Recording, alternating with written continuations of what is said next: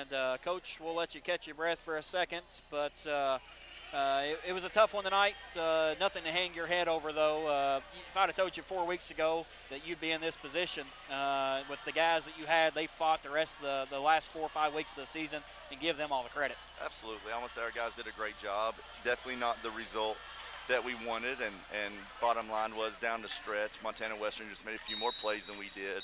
But I'm really proud of this group. They battled hard all year, been through a lot of adversity, and just continue to do what we've asked them to do. And we just got done telling them that, basketball, it's important to them, but it's very minor compared to life. College, getting a college degree in education, that they'll have one-day families, and there's going to be adversity that hits at all times. And what they've learned this year is whenever adversity hits, you've got to continue to come together instead of break apart. And that, to me, is what is special about college athletics, because you learn so much more outside of basketball. You learn so much about yourself and about life, and that's really what it's about. And that's what your team did. They, instead of holding their heads down, they lost 3-4 conference games in a row. You were tied for dead last in the Mid-South Conference. You come up, you finish 5th in the conference, you go all the way to the conference title game, you make it to the round of 16 here in the NAIA championship. You're one of the last 16 teams here in this national tournament. Yeah, and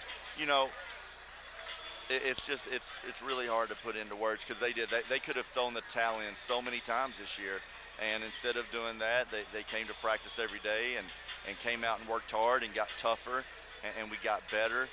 And we just continue to fight and grind and find ways to accomplish goals that we had set. And because of that, this team will be a team that holds a special place in my heart for the rest of my life. You talk about some individual performances. Obviously, Hagan Tyler, 23 points, hit 4 Edward Jones three-pointers tonight, 8 of 16 overall, had 7 rebounds as well. Hagan, junior season, kind of just, just recap that junior season for us, especially ending it here with 23 points. Well, he's been a guy we've relied on, and he's had a great 3-year career for us so far. And coming into his senior year, we're gonna expect even bigger and better things from him. But a lot of times, in this season when things got going tough offensively, we looked at him and Drew to really continue and get us on track. And they were very physical with Drew, and he struggled a little bit early, got it going some late, but Hagan did a great job and kept us in that thing, and everybody just did a really, really good job tonight. And Hagan's 3-year career so far has been great, and it's just going to continue to get better. And he moved into the 11th all-time scoring tonight on the all-time list, passing a couple guys, so congratulations to him, a good career.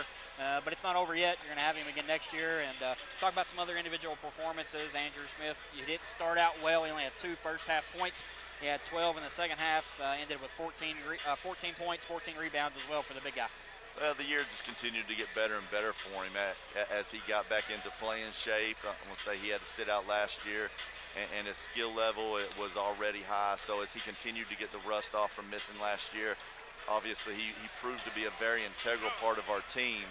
So having those 2 guys coming back along with some others, we've got a great foundation and a base moving forward.